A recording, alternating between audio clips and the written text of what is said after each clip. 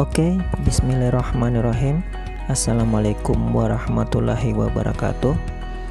Halo teman-teman, apa kabarnya? Semoga dalam keadaan sehat walafiat ya. Bagaimana kuota? Aman? Harus aman lah ya. Kalau si doi, aman? Hehehe. Puji syukur kehadirat Allah Subhanahu wa Ta'ala, karena sampai detik ini kita masih diberikan kesehatan dan kesempatan untuk kembali bersua, walaupun hanya lewat video ya. Dan saya berharap teman-teman masih tetap semangat untuk mengikuti materi hari ini. Nah teman-teman, jadi materi kali ini yaitu masih menyambung materi kita pada pertemuan lalu, yaitu mengenai konservasi tanah dan air. Jadi minggu lalu kita telah sampai pada pembahasan metode konservasi tanah dan air, di mana metode konservasi tanah dan air itu sendiri ada 3, dan definisi dari ketiga metode tersebut telah saya jelaskan di pertemuan lalu. Nah sekarang kita akan mengulik lebih jauh lagi terkait ketiga metode KTA tersebut. Jadi persiapkan diri teman-teman, ambil cemilannya kalau masih ada, dan jangan lupa cuci tangan. Oke, silakan cari tempat ternyamannya teman-teman, kemudian berdoa kepada Tuhan. Semoga apa yang kita pelajari hari ini menjadi ilmu yang bermanfaat untuk diri kita, orang di sekitar kita, lingkungan kita, dan bagi semesta kita. Amin ya rabbal alamin. Dan saatnya move on. Nah, jadi ini dia materi yang akan kita bahas pada pertemuan kali ini, dan akan kita bahas setajam apa kira-kira. Nah, di awal materi kita akan membahas tentang konsep dari KTA itu sendiri. Pembahasan ini sangat penting dikarenakan sebelum kita jauh membahas terkait metode KTA, maka harus mengerti dulu konsepnya atau logikanya, supaya nanti tidak bingung apabila menemukan istilah-istilah yang susah. Kan kalau kita telah mengerti konsepnya, walaupun itu makhluk diputar-putar bagaimanapun, pasti kita akan mengerti. Materi yang kedua pada pertemuan kita kali ini adalah metode KTA, yaitu metode vegetatif. Pada materi tersebut kita akan belajar beberapa metode vegetatif dalam melakukan konservasi tanah dan air. Dan di materi selanjutnya ada metode mekanik. Ya, sama seperti metode vegetatif tadi, di metode mekanik juga kita akan mempelajari beberapa metode mekanik dalam melakukan konservasi tanah dan air. Kemudian ada metode kimia dalam KTA, dan terakhir akan ditutup dengan materi mengenai arahan KTA. Di materi ini kita akan mempelajari metode KTA yang tepat untuk suatu tingkat erosi. Misalnya, apabila tingkat erosi sedang, maka metode KTA yang mana sebaiknya digunakan agar mencegah kerusakan lahan yang semakin parah. Ya, kira-kira seperti itu gambarannya. Dan sekarang let's move on ke materi pertama.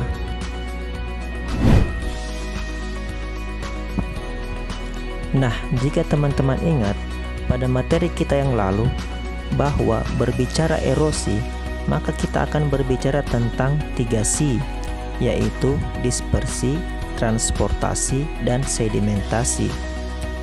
Nah, di pembahasan ini kita akan membahas 2C saja, yaitu dispersi dan transportasi. Kenapa seperti itu? Karena 2C itulah atau dispersi dan transportasilah yang kemudian menjadi penyebab terjadinya erosi, sedangkan sedimentasi hanyalah akibat dari dispersi dan transportasi. Walaupun sedimentasi kemudian dapat menjadi sebab pada peristiwa yang lain, misalnya pendangkalan sungai, waduk, dan lain-lain. Namun di dalam KTA yang harus diamankan atau dicegah yaitu terjadinya dispersi dan transportasi. Nah, dispersi itu sendiri adalah daya hancur yang dimiliki oleh tetes-tetes air hujan dalam menghancurkan agregat atau struktur tanah. Istilah kerennya adalah energi kinetik air hujan. Untuk mencegah dispersi, maka kita harus menghalang atau memblok air hujan tersebut agar tidak jatuh ke tanah. Cara bloknya adalah bisa beberapa meter di atas permukaan tanah. Akan tetapi, semakin rendah kita memblok air hujan tersebut, maka akan semakin baik. Yahkan semakin tinggi air hujan tersebut jatuh, maka energi kinetik yang dimiliki oleh air hujan tersebut juga akan semakin besar. Cara memblok yang kedua adalah memblok tepat di atas permukaan tanah, seperti yang teman-teman saksikan pada ilustrasi yang ada di video. Kalau ada yang bertanya, Pak, membloknya pakai apa, Pak? Nah, terkait pakai apa untuk memblok tetes-tetes air hujan tersebut, sebentar akan dibahas lebih lanjut ya di 3 metode KTA yang beberapa detik kemudian akan kita bahas, jadi sabar ya. Di materi ini kita mempelajari dulu bagaimana teknik konservasi tanah itu bekerja. Sebentar baru kita akan belajar teknik KTA yang sesungguhnya. Jadi kurang lebih seperti beginilah teknik KTA itu bekerja.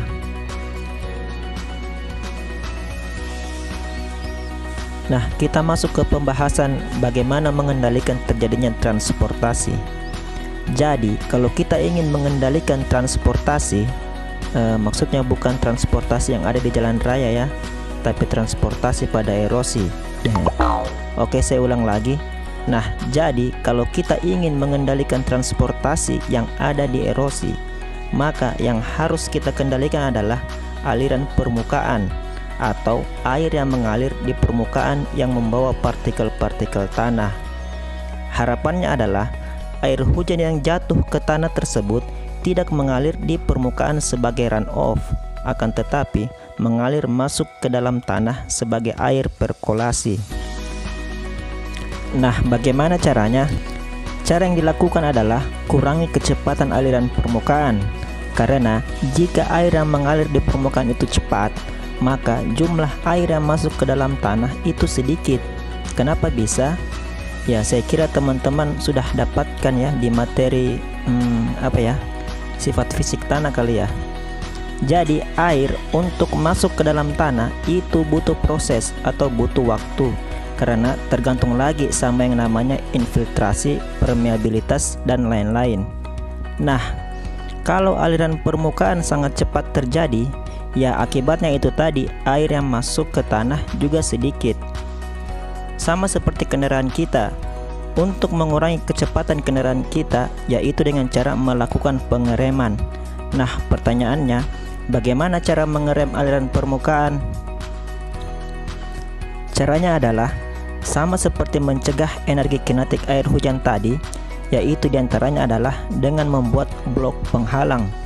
Jadi aliran permukaan tersebut kita blok atau kita halangi agar kecepatannya berkurang, sehingga air yang masuk ke dalam tanah pun bertambah dan semakin banyak. Cara yang lain untuk mengurangi kecepatan aliran permukaan adalah ya kita buat saja lerengnya menjadi datar atau rata. Kan kalau lerengnya datar atau tanahnya datar, maka aliran permukaan akan sangat kecil atau bisa dianggap nol. Dianggap nol ya, bukan nol. Jadi kalau ada kata dianggap, berarti itu bukan sebenarnya terjadi.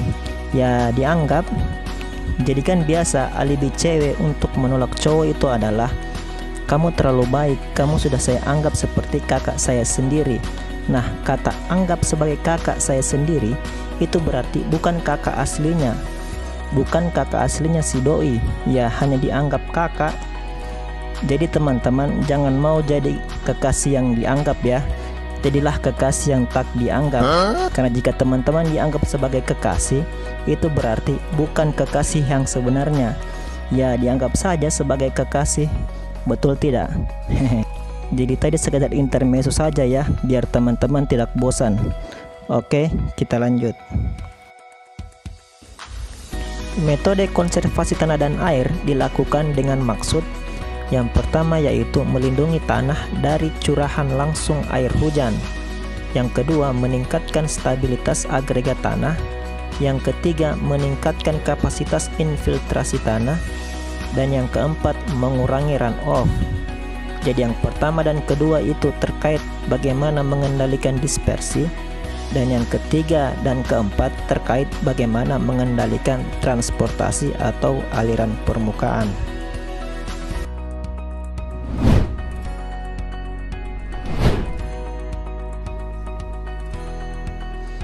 Nah, kita masuk metode KTA yang pertama, yaitu metode vegetatif.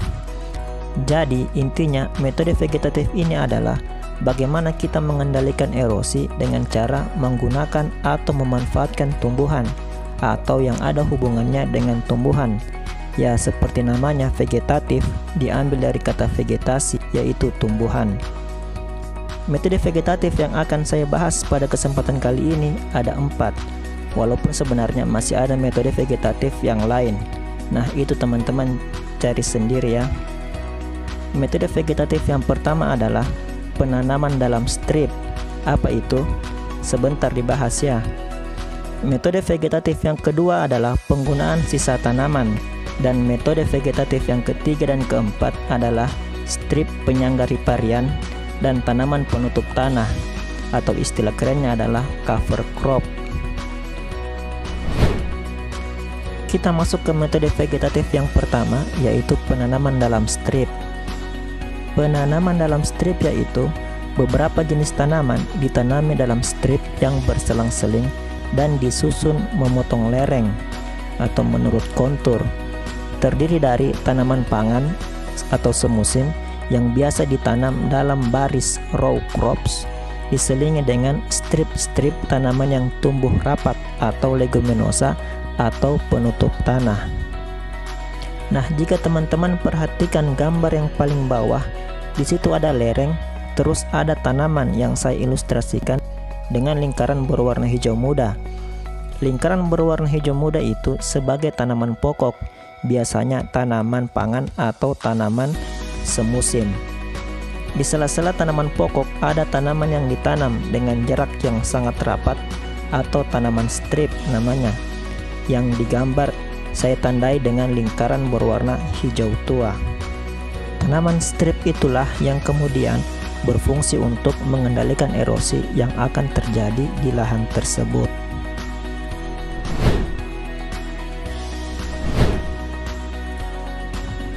Metode vegetatif yang kedua adalah penggunaan sisa tanaman. Penggunaan sisa tanaman ini bisa berfungsi sebagai mulsa. Apa itu mulsa?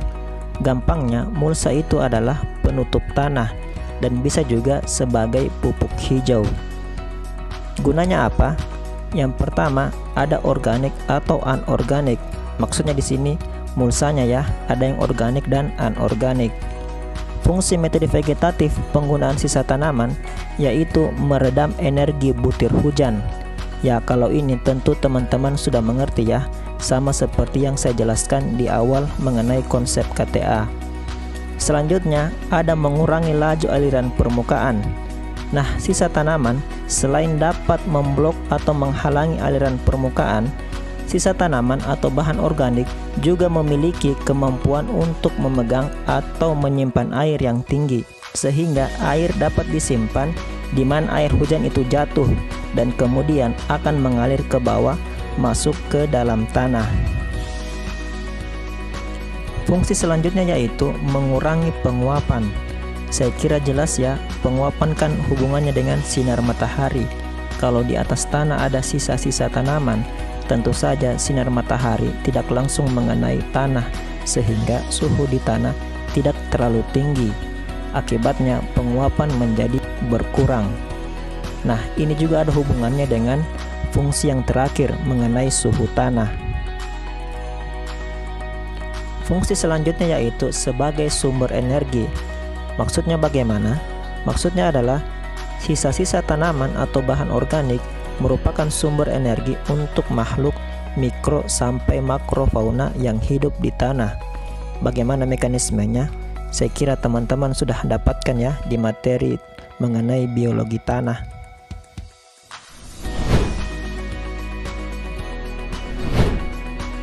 Metode vegetatif selanjutnya yaitu strip penyangga riparian. Apa itu strip penyangga riparian? Jadi strip penyangga riparian yaitu tumbuhan berupa pepohonan rerumputan, dan semak-semak atau campuran berbagai bentuk dan jenis vegetasi yang ditanam sepanjang tepi kiri dan kanan sungai. Fungsinya yaitu menstabilkan tebing sungai. Yang kedua, menahan tanah maupun unsur hara yang tererosi dari lahan di kiri dan kanan sungai agar tidak masuk ke dalam sungai. Fungsi yang ketiga adalah mendinginkan air sungai. Nah, jadi pertemuan lalu ada yang bertanya, "Pak, bagaimana mengendalikan erosi tebing sungai?"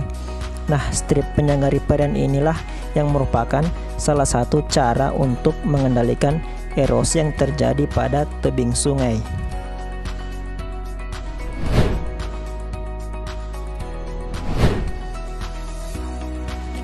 Metode vegetatif selanjutnya yaitu tanaman penutup tanah atau cover crop.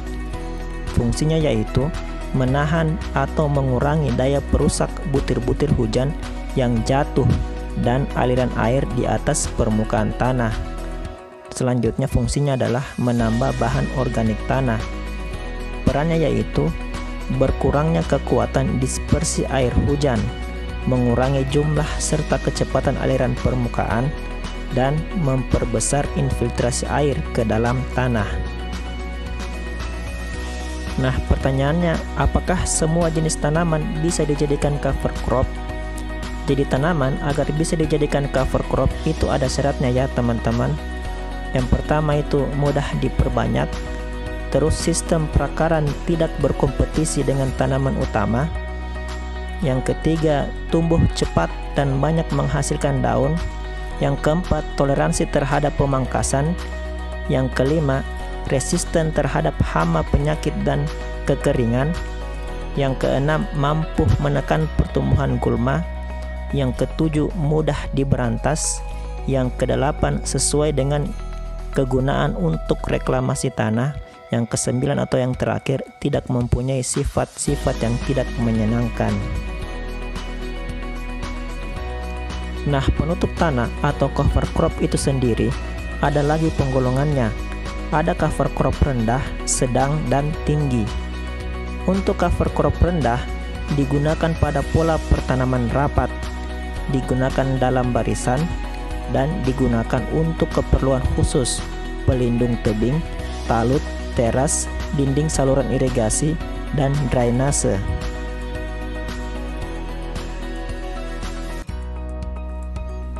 Cover crop sedang digunakan dalam barisan pagar, ditanam di luar tanaman utama, digunakan dalam pola pertanaman teratur di antara barisan tanaman utama.